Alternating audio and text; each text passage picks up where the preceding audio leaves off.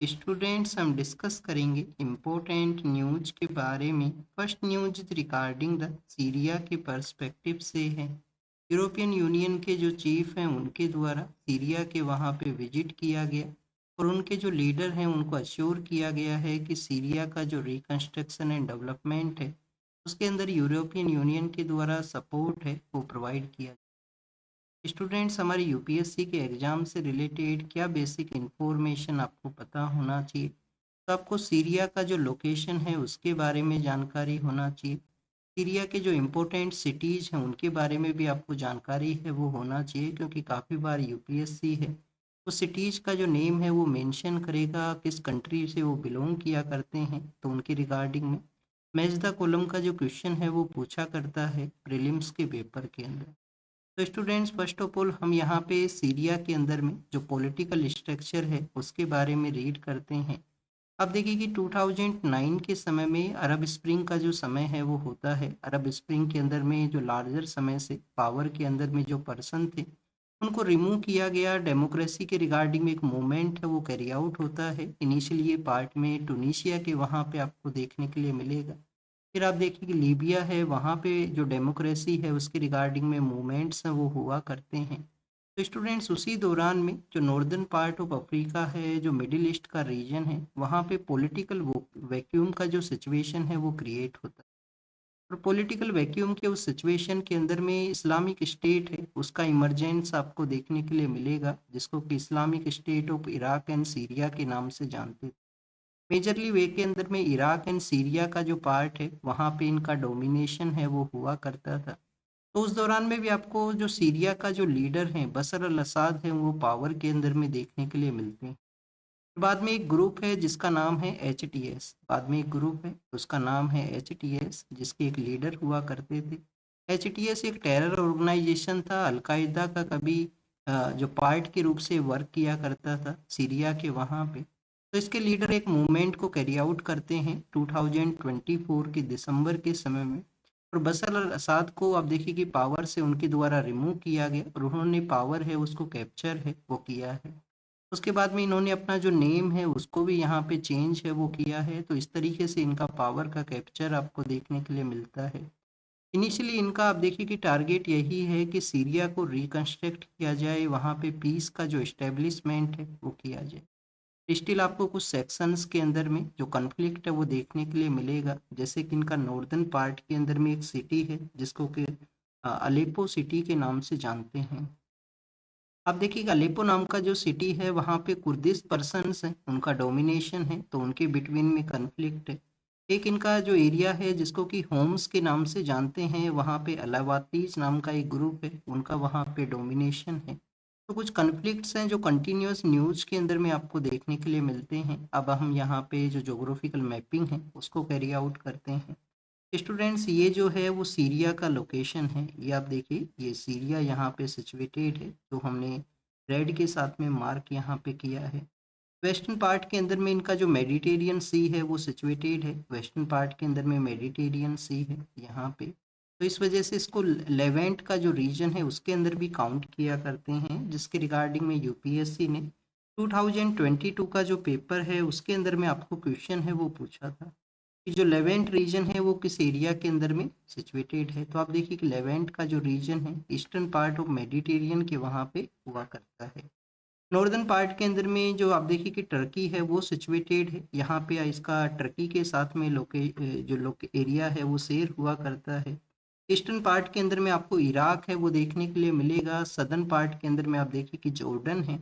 और western part के अंदर में ये जो एरिया है वो यहाँ पे इजराइल के साथ में इनका शेयर है वो हुआ करता है। तो स्टूडेंट्स इस एरिया को गोलान हाइट्स के नाम से जानते हैं, जिसको कि आप देखिए कि इजराइल के द्वारा कैप्चर है वो किया गया है। सीरिया का ये पार्ट हुआ करता था। और 6 डे वॉर का जब समय है तो गोलान हाइट्स को इजराइल ने कैप्चर है वो किया था। फर्टाइल लोकेशन है, वहाँ पे एग्रीकल्चर प्रोडक्टिविटी है वो लार्जर वे के अंदर आपको देखने के लिए मिलेगा। फिर इसका जो वेस्टर्न पार्ट है वहाँ पे लेबनान है वो सिचुएटेड है, जो कि अपना पावर शेयरिंग की वजह से काफ़ी बार आप इसको रीड करते हो। वहाँ पे जिस तरीके से कम्युनिटीज़ का जो नंबर्स हैं पॉपुलेशन के अंदर में, तो उसके अकॉर्डिंग में जो टॉप पोजीशंस हैं, जो पॉलिटिकल टॉप पोजीशन है, उनको आप देखिए कि उनका कम्युनिटीज़ के जो नंबर्स है उसके अकॉर्डिंग में उनको शेयर है वो किया गया है।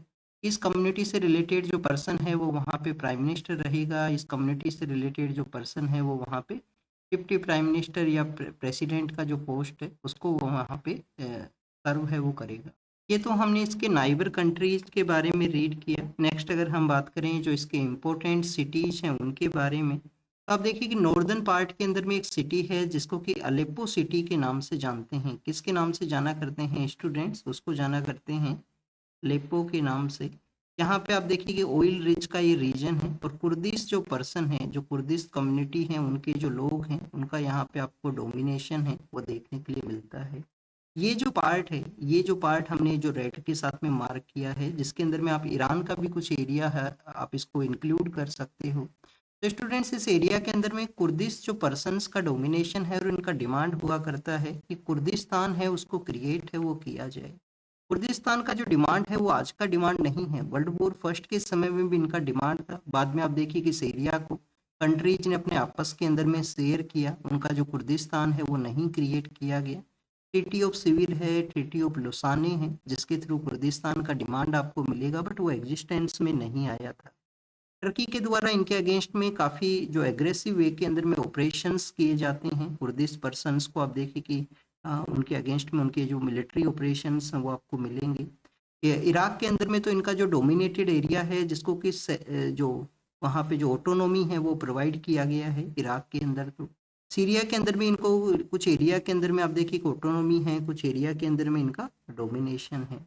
इसके अलावा स्टूडेंट्स हमने अलावाती नाम का एक ग्रुप है जिसके बारे में रीड किया था। एक यहाँ पे सेक्शन है जिसको कि आप देखिए कि अलावातीज के नाम से जानते हैं। इनका जो डोमिनेशन है इस पार्ट के अंदर में हुआ करता है जिसको कि किसके नाम से जानते हैं? होम्स के नाम से। इस पार्ट को होम्स के नाम से जानते हैं। स्टूडेंट जब बशर अल असद का रूल हुआ करता था तो उस दौरान में मेडिटेरियन सी के साथ में शेयर करता हुआ एक एरिया है जहाँ पे आप देखिए कि जो रसिया है उसका बेस है वो हुआ करता था। रसिया का यहाँ पे बेस है वो हुआ करता। तो वो जो इम्पोर्टेंट एरिया है वो है बेसिकली टार्टस। यहाँ पे टार्टस नेवल बेस है, टार्टस नेवल बेस है जो कि रसिया का यहाँ पे पार्ट है वो हुआ करता था। बाद में उन्होंने अपना जो बेस है उसको यहाँ से रिमूव है वो किया है। स्टूडेंट टू इम्पोर्टेंट रिवर्स हैं वो भी यहाँ से पास करती हैं, जो इन काफ़ी सारी कंट्रीज के थ्रू पास है वो किया करती हैं। एक जो रिवर है उसका नाम है यूफ्रेटस रिवर है, यूफ्रेटस रिवर है। इसके अलावा आप देखिए कि एक जो रिवर है वो टिग्रीज है, एक जो रिवर है वो टिग्रीज है। और ये वेस्ट एशिया के कंट्रीज के लिए बोथ रिवर हैं वो इम्पोर्टेंट हैं क्योंकि ये डिफरेंट डिफरेंट कंट्रीज से पास करती हैं। जो एंशियंट सिविलाइजेशन है वो इन दोनों ही रिवर्स के बिटवीन पार्ट के अंदर में काफ़ी सारी जो एंशियंट सिविलाइजेशन है, चाहे वो मेसोपोटामिया हो, बेबीलोन का जो सिविलाइजेशन हो, उन सभी का जो सर्वाइवल आपको इन रिवर्स के नियर बाई एरियाज के अंदर ही मिलेगा। तो स्टूडेंट्स ये सीरिया के बारे में हमने यहाँ पे रीड किया। नेक्स्ट अगर हम बात करें तो गाजा स्ट्रिप के पर्सपेक्टिव से है। गाजा स्ट्रिप के रिगार्डिंग में आप देखिए कि यूएस के जो प्रेसिडेंट है उनका जो पीस प्लान है उसके रिगार्डिंग में पैलेस्टीनियन अथॉरिटी के साथ में डिस्कशन है वो किया गया है। यूएस के एक डिप्लोमेट हैं, एनवोई हैं, उनके द्वारा। तो गजा स्ट्रिप के बारे में यहाँ पे मेंशन है, काफ़ी बार हम न्यूज़ में रीड किया करते हैं। एक बार हम लोकेशन को प्रैक्टिस करेंगे गजा स्ट्रिप के बारे में। तो स्टूडेंट्स आप देखिए कि ये जो इजराइल का ये जो मैप है वो सिचुएटेड है इजराइल का। यहाँ पे आपके लिए स्टूडेंट्स जो फर्स्ट मैप था उसमें एक होमवर्क भी है। होमवर्क आपके लिए ये है कि इजराइल का जो नियर बाई एरियाज है वहाँ पे आप देखिए कि सीरिया का जो हाईएस्ट माउंटेन है वो सिचुएटेड है। तो जो हाईएस्ट माउंटेन है सीरिया का उसका नेम है वो क्या है? क्या माउंट हेरेबन उसका नेम है? ये आपको कमेंट सेक्शन के अंदर बताना है, ये आपका होमवर्क है। अगर हम बात करें स्टूडेंट्स यहाँ पे इजराइल के बारे में, तो इजराइल का जो साउथ वेस्टर्न पार्ट है, स्पेशली आप देखिए कि जो वेस्टर्न पार्ट है ये जो एरिया है जिसको कि गजा स्ट्रिप के नाम से जानते हैं। और यहाँ पे आप देखिए कि हमास का डोमिनेशन है, यहाँ पे हमास का डोमिनेशन है इस एरिया के अंदर में। ये जो इसका सदर्न पार्ट है जो कि इजिप्ट के अंडर में आया करता है। यहाँ पे आप देखिए कि जो साइनाई पेनिनसुला है, सिनाई पेनिनसुला है वो सिचुएटेड है। साइनाई पेनिनसुला यहाँ पे सिचुएटेड है। इस एरिया के अंदर में जॉर्डन है स्टूडेंट्स। यहाँ पे टू इम्पोर्टेंट वाटर बॉडीज हैं जो कि इजराइल के ही पार्ट के अंदर में है। वेस्ट बैंक का एरिया यहाँ पे है जो कि जॉर्डन रिवर के वेस्टर्न पार्ट में है। कुछ पार्ट में यहाँ पे पैलेस्टीनियन पर्सन्स रहा करते हैं, कहीं पे इजराइल के जो सेटलमेंट्स हैं वो सिचुएटेड हैं। और स्टूडेंट्स आप देखिए कि एक जो स्ट्रिप का एरिया है, जब इनका 6 डे वॉर का जब समय होता है वो तो कुछ पार्ट इजराइल ने अपने एरिया में कैप्चर किया गया था, जिससे कि वो कंटिन्यूस यहाँ पे रेड सी को जो एक्सेसिबिलिटी है वो कैरी आउट कर सके। तो स्टूडेंट्स यहाँ पे रेड सी है, यहाँ पे आप देखिए कि जो स्वेज कैनाल है, और इस एरिया के अंदर में गल्फ ऑफ अकाबा है, गल्फ ऑफ अकाबा है। और गल्फ ऑफ अकाबा के थ्रू कंटिन्यूस अपना जो जो जो एक्सेसिबिलिटी है वो कर सके, इस वजह से इस पार्ट को इजराइल ने कैप्चर है वो किया था 6 डे वॉर के समय में। तो ये हमने सीरिया के बारे में देखा, यहाँ सॉरी, ये हमने गजा स्ट्रिप के बारे में रीड किया। नेक्स्ट आप देखिए कि साउथ कोरिया के पर्सपेक्टिव से है। साउथ कोरिया के जो फॉर्मर लीडर हैं जिनको कि सेंटेंस दिया जाना है, अब उन्होंने एक मैराथन से पहले सेंटेंस के रिगार्डिंग में रिक्वेस्ट किया है कि उसको रोका जाए, सेंटेंस उनको बाद में डिलीवर है वो किया जाए, चांसेज हैं कि उनको डेथ सेंटेंस है वो यहाँ पे दिया जाएगा। तो मैराथन के बारे में मेंशन है, तो आपको जब भी मैराथन के बारे में मेंशन किया जाए तो आपको उसका डिस्टेंस है वो पता होना चाहिए। आप देखिए कि 42.195 किलोमीटर का ये रेस हुआ करता है, मैराथन का जो रेस है। जब इनिशियली ये रेस काउंट हुआ था तो 195 जो यहाँ पे मीटर्स हैं वो एडवा जो वहाँ पे इंक्लूडेड थे, इस वजह से ये आपको हिस्टोरिकल वे के थ्रू यही आपको एक जो जो डिस्टेंस है वो मिलता है, जो फुल मैराथन है उसके रिगार्डिंग में।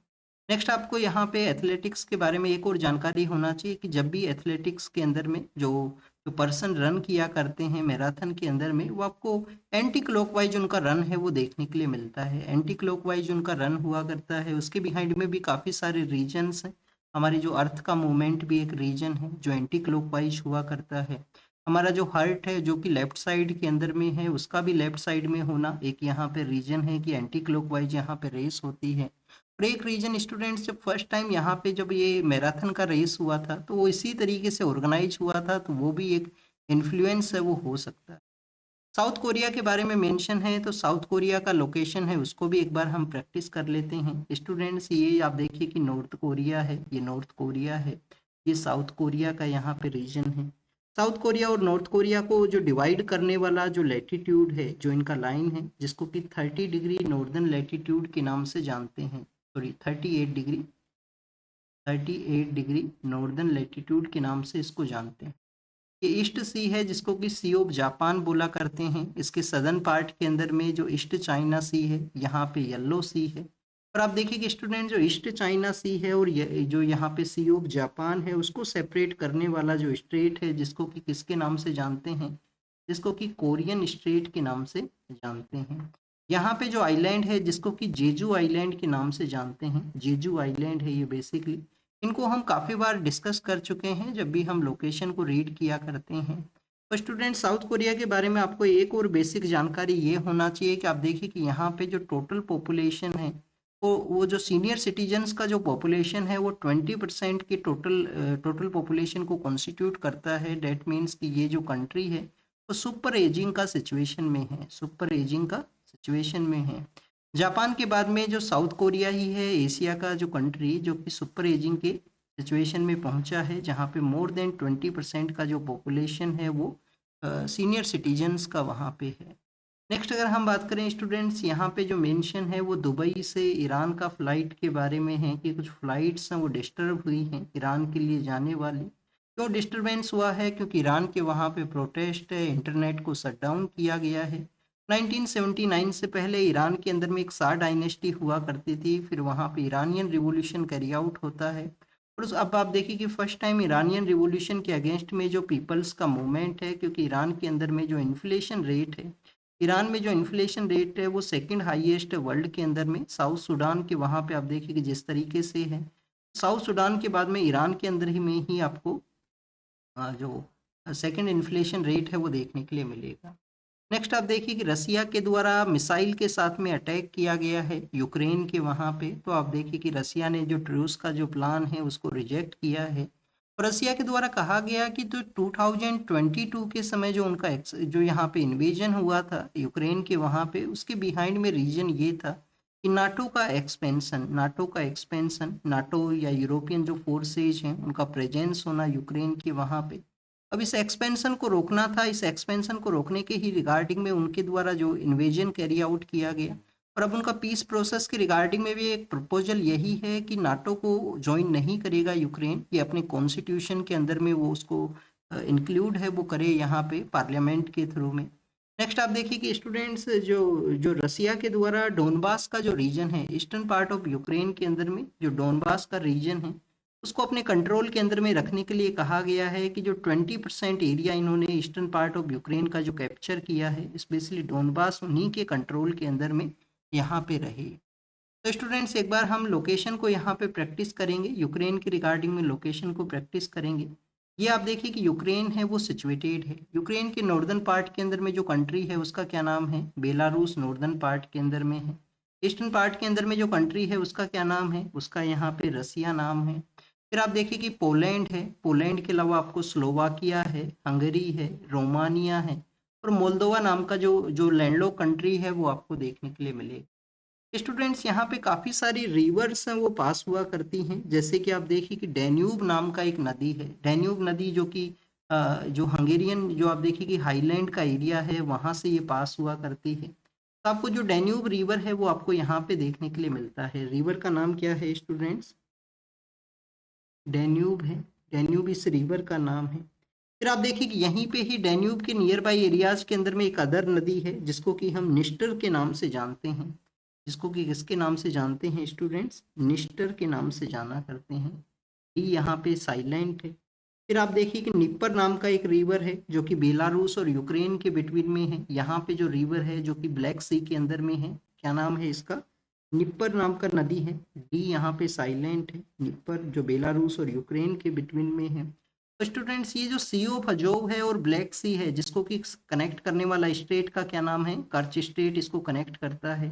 तो सी ऑफ अजोव के अंदर में भी एक रिवर आया करती है जिसको कि आप देखिए कि डोन रिवर के नाम से जानते हैं, किसके नाम से, डोन रिवर। तो डोन रिवर का ही ट्राइब्यूटरी है दोंस्तक रिवर, दोंस्तक रिवर जो इसका ट्राइब्यूटरी है। ये रिवर्स इंपॉर्टेंट हैं, जब से ये कन्फ्लिक्ट हुआ है उस दौरान से आपको इनके बारे में जानकारी है वो होना चाहिए। नेक्स्ट अगर हम बात करें स्टूडेंट्स, यहाँ पे यमन के पर्सपेक्टिव से मेंशन किया गया है। यमन के वहाँ पे आप देखिए कि होतीज के अगेंस्ट में जो रेबल ग्रुप्स हैं, यमन में होतीज के अगेंस्ट में जो रेबल ग्रुप्स हैं उनके बिटवीन में जो कॉन्फ्लिक्ट हुआ था, एसटीसी नाम का जो सदर्न ट्रांजिशनल काउंसिल नाम का जो रेबल ग्रुप है जिसको सपोर्ट करता है यूनाइटेड अरब अमीरात, और आप देखिए कि एक जो ग्रुप है जिसको सपोर्ट प्रोवाइड करता है सऊदी अरेबिया। तो जो यूनाइटेड अरब अमीरात का जो ग्रुप है एसटीसी सदर्न ट्रांजिशनल काउंसिल, उन्होंने हैदरामाउथ नाम का जो पोर्ट है यमन का जो सदर्न यमन में है उसको आप देखिए कि कैप्चर किया था, जो कि सऊदी अरेबिया के कंट्रोल में होता था। फिर सऊदी अरेबिया के फोर्स ने उसको कंट्रोल वहां पे किया। अब उन्हीं के रिगार्डिंग में ये मेंशन किया गया है कि कैसे डिजोल्व करना है एसटीसी का जो डिजोल्यूशन है उसके रिगार्डिंग में। तो एक बार हम यमन है और ईरान का लोकेशन हम यहाँ पे प्रैक्टिस कर लेते हैं स्टूडेंट्स। ये तो आप देखिए कि यमन यहाँ पे सिचुएटेड है, रेड सी के साथ में अपना एरिया शेयर करता है। ये इंपॉर्टेंट जो स्ट्रेटजिक जो वाटर का जो पासिंग एरिया है जिसको कि बेबल मंदाब स्ट्रेट के नाम से जानते हैं, वहाँ पे भी इनका कंट्रोल है। हैदराबाद नाम का जो पोर्ट है वो इस सदर्न पार्ट के अंदर में है। ये जो आइलैंड है जिसको कि स्कोत्रा आइलैंड के नाम से जानते हैं या सकोट्रा आइलैंड, स्कोट्रा आइलैंड इसको बोला करते हैं, ये भी अभी रिसेंटली न्यूज के अंदर में था। ये गल्फ ऑफ आदेन है, ये रेड सी का एरिया है। यहाँ पे सऊदी अरेबिया का जो जेद्दा नाम का जो सिटी है वो सिचुएटेड है, जहाँ पे ऑर्गेनाइजेशन ऑफ इस्लामिक कंट्रीज का जो हेडक्वार्टर है वो वहाँ पे है। तो स्टूडेंट्स यमन के अंदर में होती रेबल ग्रुप्स का डोमिनेशन है। ईरान के द्वारा आप देखिए कि इनको सपोर्ट प्रोवाइड किया जाता है। लेबनान के अंदर में हजीबुल्लाह हो, इजराइल के अंदर में हमास हो, और यहाँ पे आप देखिए कि होती रेबल ग्रुप हो यमन के वहाँ पे। ईरान जो अभी रिवॉल्यूशन की वजह से न्यूज में है, नॉर्दर्न पार्ट के अंदर में जो इनका जो जो वाटर बॉडी है जिसको कि आप देखिए कि कैस्पियन सी के नाम से हम जानते हैं, यहाँ पे पर्शियन गल्फ है, इस एरिया के अंदर में गल्फ ऑफ ओमान है। और यहाँ पे दोनों जो वाटर बॉडीज को कनेक्ट करने वाला जो स्टेट है जिसको कि स्टेट ऑफ होर्मुज के नाम से जानते हैं, स्टेट ऑफ होर्मुज के नाम से। तो ये बेसिक कुछ लोकेशंस हैं जिनको कि हमने यहाँ पे प्रैक्टिस किया। अब वेनेजुएला के बारे में मेंशन किया गया है कि कुछ एक ऑयल फर्म है जिनके द्वारा प्रॉमिस किया गया है कि 100 बिलियन यूएस डॉलर का जो सपोर्ट प्रोवाइड किया जाएगा वेनेजुएला का जो ऑयल कंपनीज हैं उनको रनिंग प्रोसेस के रिगार्डिंग में। ऑयल का आप देखिए कि डोमिनेट करना, ऑयल को कंट्रोल करना यूएस का वन काइंड ऑफ इनिशिएटिव था वेनेजुएला के वहाँ पे, और ऑयल कंट्रोल के बारे में उनका जो डिसीजंस हैं वो रहेंगे। सेकंड, वहाँ पे रीजन ये भी है कि वेनेजुएला ऑयल के थ्रू वेस्टर्न हेमिस्फेयर के अंदर में अपना जो डोमिनेशन है उसको ये इस्टेब्लिश है वो कर सके। कुर्दिश जो पर्सन है, जो फाइटर्स हैं, उन्होंने रिफ्यूज किया है कि अलेपो नाम का जो सिटी है उसको वो लीव नहीं करेंगे। ट्रूस होने के बाद में वहाँ पे जो अभी कन्फ्लिक्ट हुआ था उसके रिगार्डिंग में ट्रूस हुआ है अलेपो एरिया के रिगार्डिंग में, तो कुर्दिश फाइटर्स ने रिफ्यूज है वो किया है। फिर आप देखिए कि जो इटली का जो लीडर है उनके द्वारा कहा गया कि जो नाटो का जो फोर्सेज है, नाटो का अटलांटिक के अंदर में प्रेजेंस होना मोस्ट इम्पोर्टेंट है, बट उनके द्वारा रूल्ड आउट किया गया है कि यूएस मिलिट्री फोर्सेज को यूज करेगा ग्रीनलैंड को अनेक्स करने के लिए, ग्रीनलैंड को अपने कंट्रोल में लाने के लिए। और आप देखिए कि नॉर्वे जो है वो भी नाटो का यहाँ पे मेंबर है। उन्होंने कहा था अभी रिसेंटली कि नाटो का जो एग्जिस्टेंस में नहीं रहेगा अगर यूएस के द्वारा जो फोर्सेस का यूज किया जाता है ग्रीनलैंड को अपने एरिया में कंट्रोल में लाने के लिए, क्योंकि स्टूडेंट जो नॉर्वे के ही कंट्रोल के अंदर में है ग्रीनलैंड प्रेजेंट समय में, जो कि ऑटोनोमस वे के थ्रू वहाँ पे रूल है वो एग्जिस्ट किया करता है। नेक्स्ट अगर हम बात करें स्टूडेंट्स, यहाँ पे हमारा जो एमजी नरेगा है, Mahatma Gandhi national rural employment guarantee जो एक्ट था, जिसको कि आप देखिए कि सुपरसीड करने के लिए विकसित भारत गारंटी फॉर रोजगार आजीविका मिशन ग्रामीण है वो एग्जिस्टेंस में आया। तो उसके कुछ प्रोविजंस बताए गए हैं कि 125 डेज का जो यहाँ पे रूरल एम्प्लॉयमेंट है वो प्रोवाइड किया जाएगा। इसके अलावा स्टूडेंट सीजनल पोज है उसके बारे में भी मेंशन है, इस नए एक्ट के अंदर में सीजनल पोज है वो दिया जा सकता है अगर कहीं पे जो एग्रीकल्चर हार्वेस्ट का समय है उस समय वर्क है वो नहीं है, इस जो रूरल वर्क के रिगार्डिंग में ये जो प्रोग्राम है उसके अंदर में, तो उस समय इसका पोज है वो रहेगा।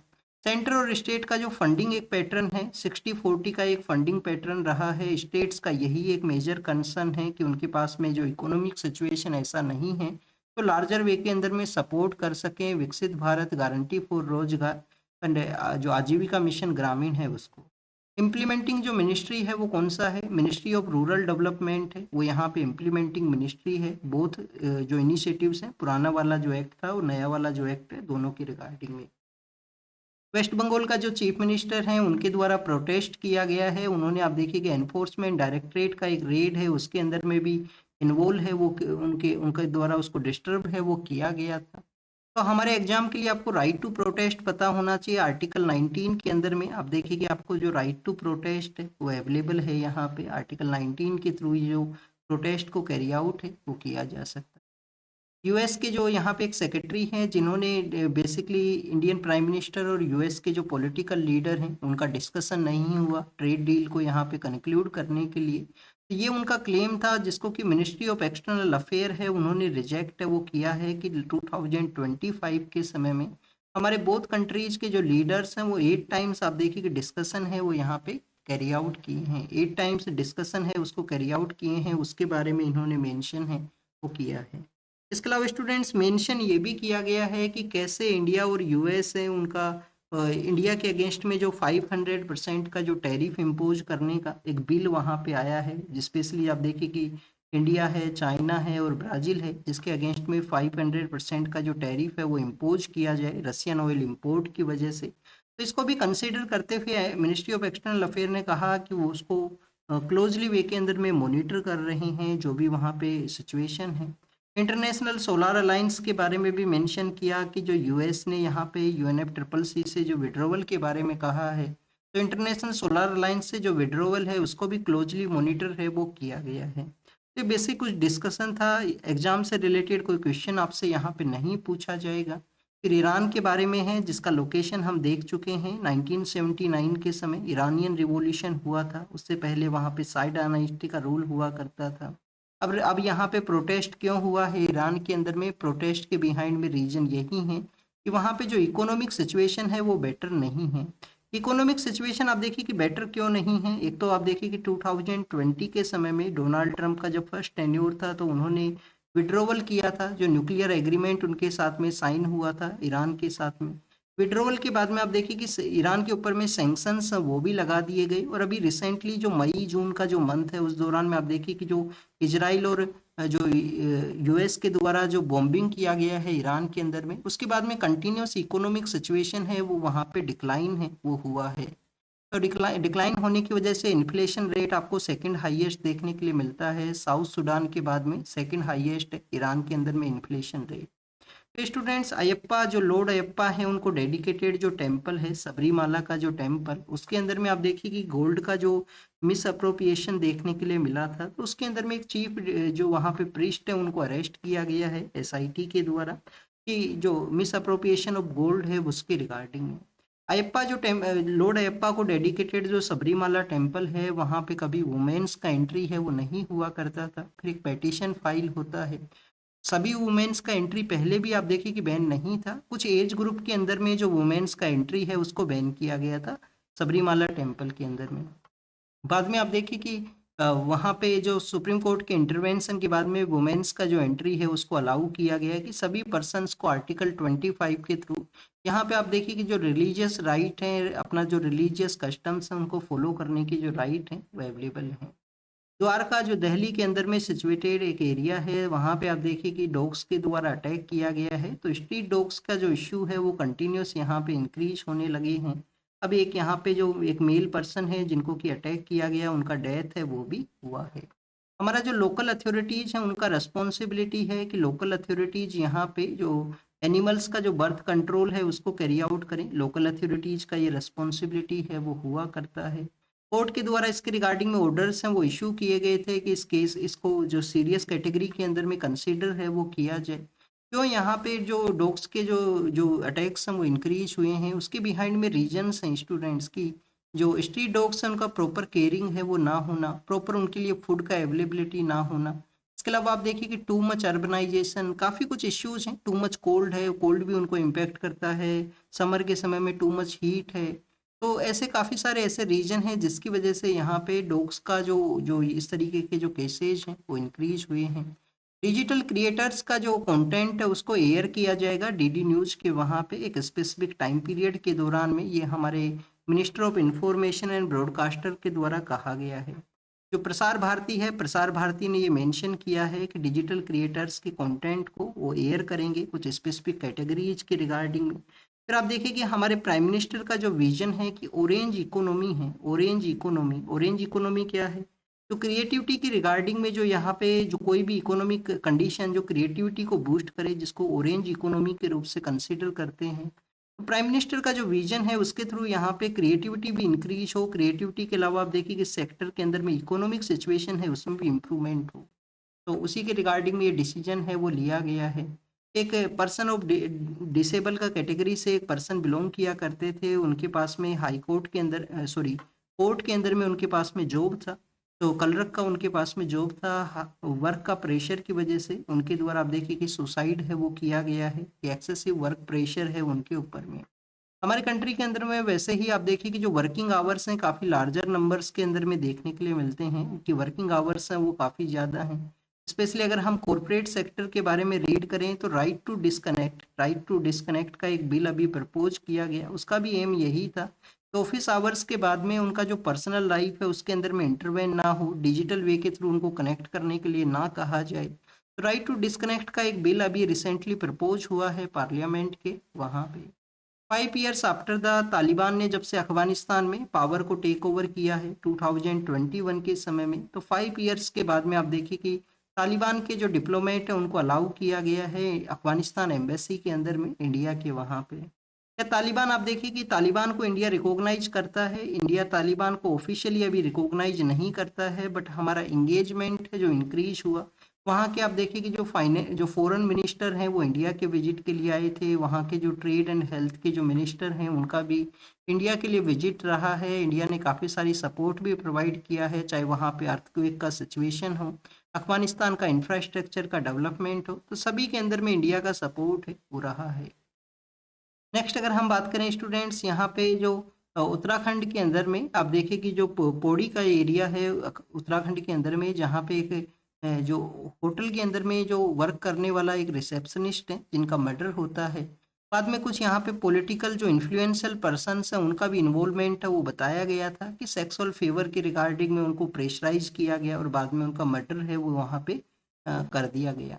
तो स्टूडेंट्स, अब फर्स्ट ऑफ ऑल उत्तराखंड के अंदर में जब ये इंसिडेंट आता है तो उसके बाद में आप देखिए उत्तराखंड ओनली स्टेट है हमारे कंट्री के अंदर में जहाँ पे जो रिवेन्यू पुलिस है, जहाँ पे जो रिवेन्यू पुलिस है वो इनिशियली इन्वेस्टिगेट है वो किया करती है। रिवेन्यू पुलिस आप देखिए कि बेसिकली वो पर्सन्स हैं जिनको कि क्रिमिनल जो केसेज हैं उनके रिगार्डिंग में ट्रेनिंग है वो भी नहीं हुआ करता है। और ओनली स्टेट है इंडिया के अंदर में जहाँ पे रिवेन्यू पुलिस का एग्जिस्टेंस है। High court, Nainital high court ने ऑलरेडी कहा है कि रेवेन्यू पुलिस को अब यहाँ पे जो क्रिमिनल केसेज हैं वो नहीं दिए जाएं।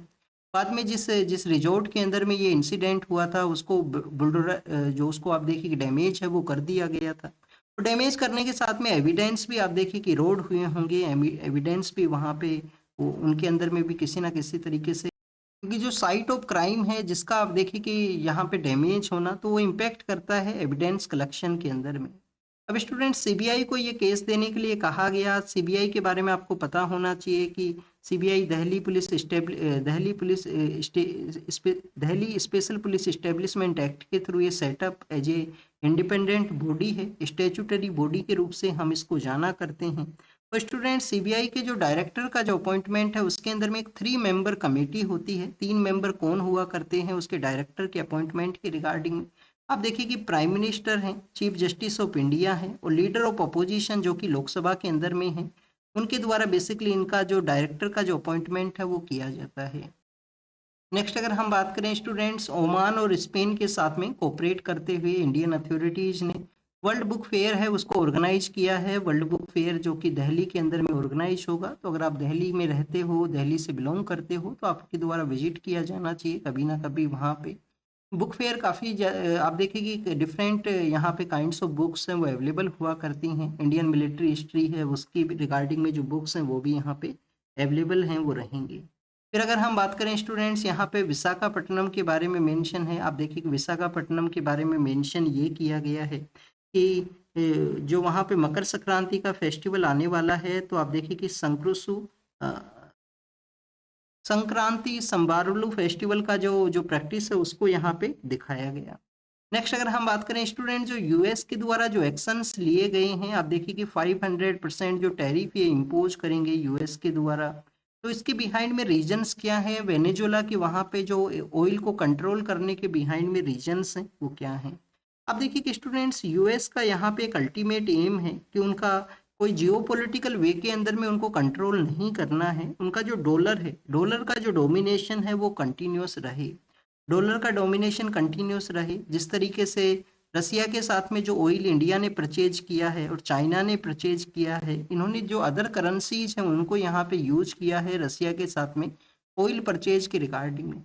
तो डी डॉलराइजेशन है वो नहीं होना चाहिए। यहाँ पे डॉलर का जो डोमिनेशन है वो कंटिन्यूस होना चाहिए। फिर आप देखिए कि ब्रिक्स का जब मीटिंग ऑर्गेनाइज हुआ था तो ब्रिक्स मीटिंग के अंदर में कंट्रीज ने एक दूसरे को प्रॉमिस किया था कि यहाँ पे जो डिस्प्यूट सेटलमेंट के रिगार्डिंग में जो लोकल करेंसी है उसको हम यूज कर सकते हैं और उसी के बाद में ब्रिक्स कंट्रीज के अगेंस्ट में यूएस के जो एक्शन है वो आपको मिलेंगे। तो अल्टीमेट जो इकोनॉमिकल जो डोमिनेशन है यूएस का जो डॉलर की वजह से है, जिसको कि इंटरनेशनल एज ए करेंसी के रूप से या सेटलमेंट के रूप से इस करेंसी को यूज किया जाता है, इसका यूज यहाँ पे ना हो, इसका यूज यहाँ पे रिड्यूस हो। तो इन एक्शंस को यूएस कंडेम करते हुए ऐसे एक्शन है वो कैरी आउट है वो करता है। रसिया के साथ में अगर ऑयल परचेज अगर नहीं करेंगे तो आप देखिए अदर करेंसी का यूज है वो नहीं रहेगा। तो डी डॉलराइजेशन जो है वो कंटिन्यूस यहाँ पे कैरी आउट होगा। तो ये बेसिक इन्फॉर्मेशन था आज की न्यूज़पेपर के बारे में जिनको कि हमने रीड किया, रिवाइज किया। जो भी बेसिक इन्फॉर्मेशन आपको मिला है उसको नोट डाउन करना। Thank you students, thank you very much.